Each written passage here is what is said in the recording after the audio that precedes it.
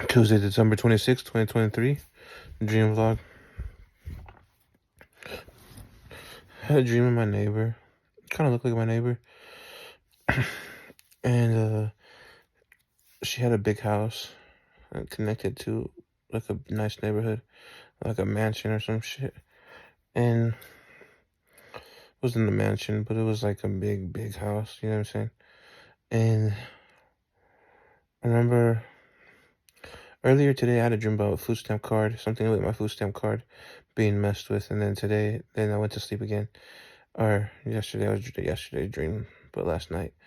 And then now I dreamt of this white car. I dreamt of driving a white car. I either had I had I had a daughter. She had darker hair this time. Um she had dark black hair, like wavy hair, kind of like my hair. And I kind of it was like a daughter or a stepdaughter or something. And I could be changing timelines. Because my decisions are changing. But I had a daughter, and she was like 6 years old in my dream, and I was driving this white car, rounded car, kind of like a Buick, those rounded Buicks, kind of look like that. And I have a stalker who drives a white car like that. He kicks it with my sister's friend Sherry. Anyways, I jumped to that white car in Chicago, and me putting a cross on it, and it burning, and everyone in that car was scared. Anyways, that was a long time ago. Anyways, and then in that dream, my brother ended up missing by the mafia too. So that's crazy because I just dreamt of my brother had this dream too. So anyways, I'm driving this white car. I pull up. I can't remember the first part of the dream, but I pull up to this parking lot, and there's big houses right there, right? You know, like 2-story houses, and they're all nice. There's like a whole block of them, and and and then I pull up, and I had like my daughter in the car. I don't have no kids in real life right now, but she was like 6 years old, and she was in the back seat, and she had dark wavy hair, and she's in the back seat, and we're going to like visit the neighbor Katie or some shit, and and we were like, me and Katie were talking, like together, you know what I'm saying? And and she was like my baby's mom in my dream or some shit. And then I don't think my daughter in my dream was from Katie, but at the same time it was weird. It was weird. It was like it wasn't from Katie, but Katie was my girlfriend and my baby's mom in my dream. Like 6 years. I don't know, it was weird. But anyways, we pull up, and then I'm outside her house, and my daughter comes out, and we're like laying on the sidewalk, like chilling, like waiting for her to come out. And then I have blankets right there, and make sure my daughter's cool, and like she's chilling on the sidewalk with me, and I'm like laying on the ground, and then and then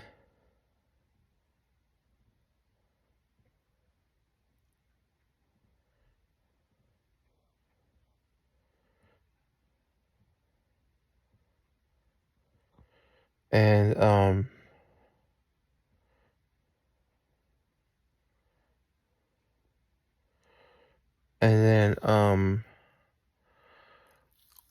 she had like her baby's dad in her house. That dude that drives the Jeep, or the not the Jeep, but the maroon car, maroon like Suzuki or some shit, a square box car. She had her baby's dad in the house, and he didn't like me at all, like at all. He didn't like me, and he was like inside yelling at her, and I wanted to go in there, and basically smash him out. But I didn't say shit. Um, not because I was scared or anything. I just let her, let it happen. And then I just heard him yelling at her, and I was kind of getting angry. But then at the same time, Katie was trying to set me up in my dream, and I ended up going to going inside.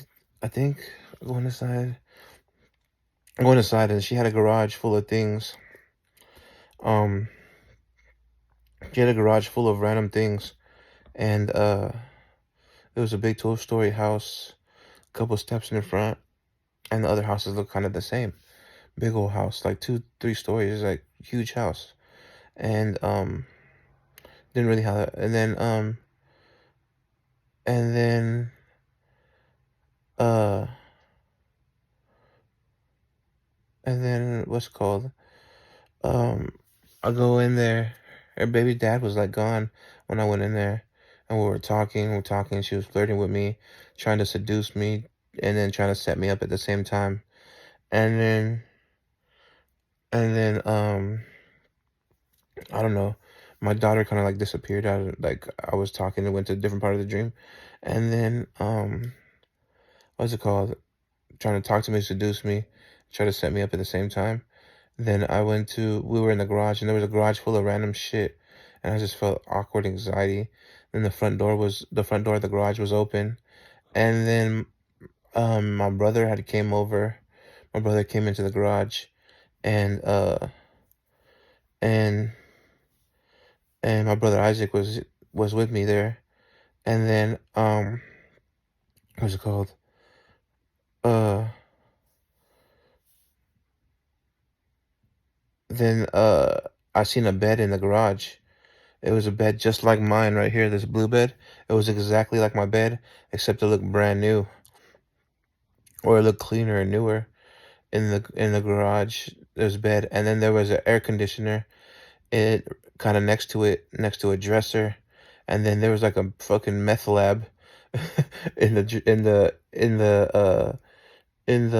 garage too. There was like a chemistry set with things boiling, different colored chemicals. And then my brother was laying on the bed, and I was chilling, looking around, like kind of lucidly. And then I started smelling this strong gas that I smelt when I moved in here. And it was a gas to make you fall asleep and unconscious.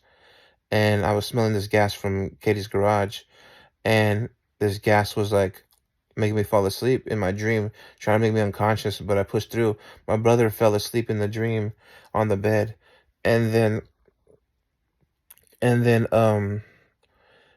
this gas was trying to make me knock out, and I shook it off. It was powerful. And then I woke up my brother, and I got him out of there. And then I opened the door from the garage to the house. It was connected. And so I went inside, and seen the kitchen and everything. And I got my brother out of there. My brother went around the corner, and I hear a gunshot, boom. And I'm like, what the fuck? And then the cops came. I didn't see the cops, but the cops went around the corner, and my brother got shot and died. Um, and I was inside, and Katie went inside with me. I'm supposed to tell my brother how to pray, and I try to post about it, and I have to tell my brother how to pray because I had a vision that my brother was in a casket and I could save his life. So I have to talk to my brother, but every time my brother's supposed to come, he doesn't come. So my brother's gonna end up dead because I was supposed to warn him, and every time he's supposed to come over, he doesn't come over. So I had a vision from Santa Muerte, her altar, that my brother was gonna be in a casket and I could save his life. And I had a vision of him in the casket and raising out of the casket. So every time my brother doesn't come over, I can't tell him how to pray. I can't tell him what to do, and I can't really contact him because I'm hacked. You know what I mean? So I had a vision he was gonna die, and now I have a dream he's gonna die right after Christmas because I'm supposed to tell him how to pray, and he doesn't even want to come over. And my mom keeps trying to blame me or make excuses. I think my mom's just lying, and I guess I feel like my mom just wants Iszak to die. But I had a vision at my altar, at Santa Marta's altar, and that's holy death. She was warning me to tell Iszak to save his life, but I can't even save his life. And now I had a dream right after Christmas is that he's gonna get shot. Anyways, trying to wipe my tears. Anyways, I'm walking in the house with Katie, whatever, and I'm talking to her, and she's just trying to seduce me, basically. And then I was she was just trying to seduce me, and we go back in the garage, and she's trying to get me to go on the bed, and then yeah, and then I had a white air conditioner that was the same as Katie's, and she put that air conditioner in the backyard when I was walking around to the church when I first moved here, and it's the same air conditioner we have, right? And then the bed looked like mine, and that was in real life, right?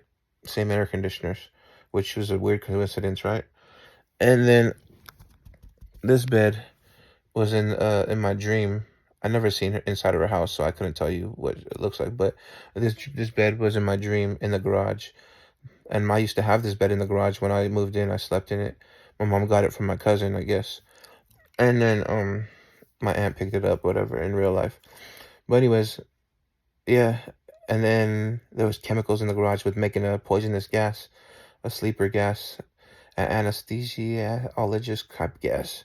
But anyways, then what else? I go back outside,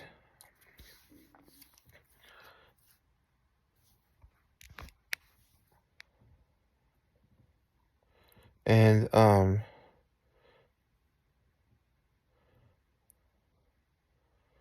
what's it called? I go back outside. I stand in the front, and and three old guys. Or I'm standing out front, and the doors are closed again, or the way actually, I heard the gunshots, my Iszak, and I went outside, talked to Katie, and then we'll go inside, and I go through the back door. I hear the cops, and I just want to leave, so I go through the back door, and I go to the other house, and they were like connected. The houses were like interconnected, like you can go from one house to the other house from being inside, and I kind of go to the back thing, and I go to the other house, and I leave out the front door of the other house, and Katie was like following me, and then she was trying to talk to me, distract me, and then I ended up walking down the stairs and kind of just like curving her a little bit, and then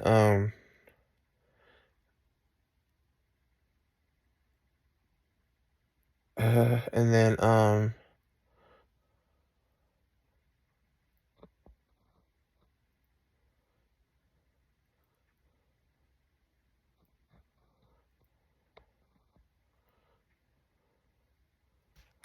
and then what's it called? I ended up walking down, and then there was three old men coming out of the first house where Katie lived. It was this two-story house. There was three old men that came out, and they all had grayish hair. Three old men. One was inside, and two came out. And then one of them was supposed to talk to me. He looked like this dude from a movie. I forgot what movie, but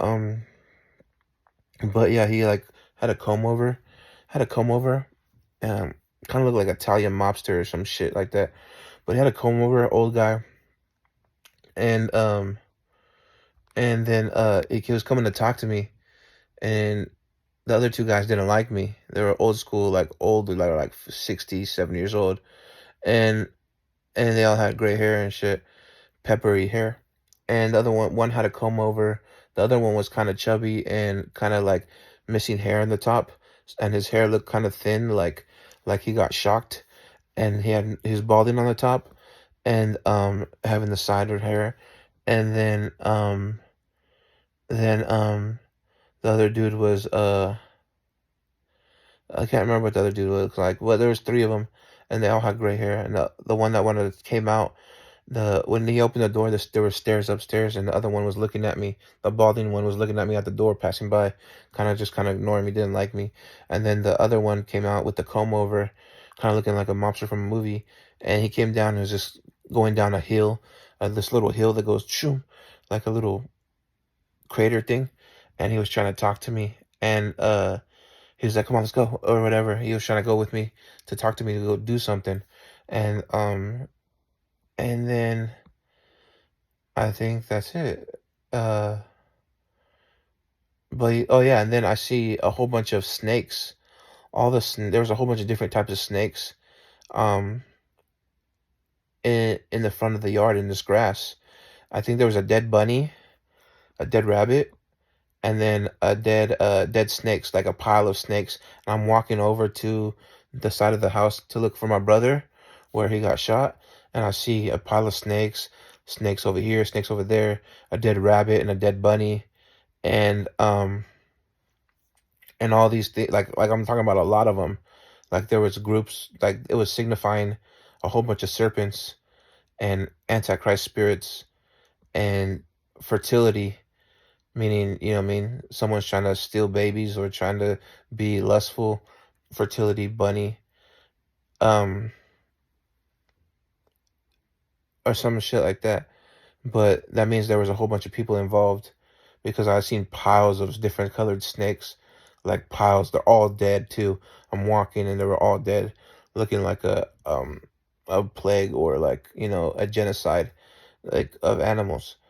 And there was a bunny, couple. I think there was like a couple bunnies, but there was also a bunny rabbit dead, and the snakes were all dead.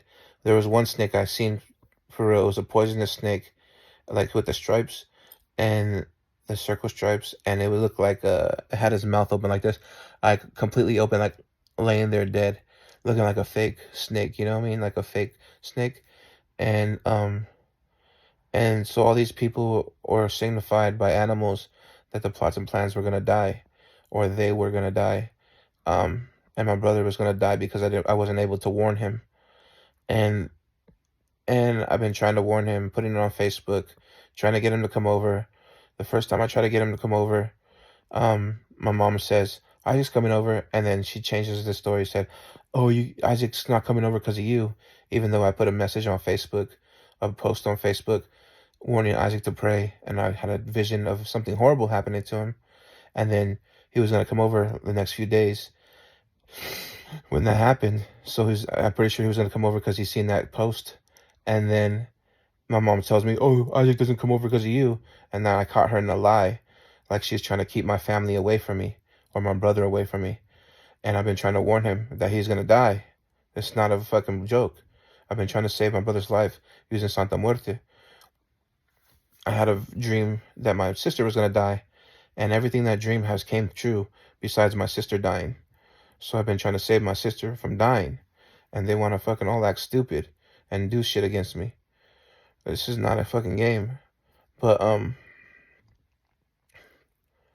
anyways, the Antichrist spirit, the Jezebel spirit, demons, all want to lie to me, deceive me, stop me from fulfilling prophecies, stop me from helping healing people in the world, and it's getting tiring. Like for real, um, I don't even want to be a prophet no more, but I don't have no choice. I try to stop, and then God just gives me visions and downloads the next day. You know what I mean? I don't talk to Muerte, and then she gives me vision and downloads the next day. There's not a choice anymore. So I have to just walk my purpose. But anyways, this dream was an interpretation that of a psychosis and probably a prophecy that someone here was having duplicate things in their house of what I have in my house and trying to set me up, right? And when I moved here, I seen Ryan over there at Katie's house, and he was, her and the brown haired girl were by the back door inside, and that they kept looking out like they were doing some criminal. I thought I seen plastic in there, so I was like paranoid. I was like, they probably have a dead body in there or some shit. And I was hella paranoid. And then Ryan came out and seen me, and I shaved all my beard off. I only had a goatee, and he was talking to me. And then the brown haired girl kept looking out the fucking door, like checking what I was doing or some shit. But anyways,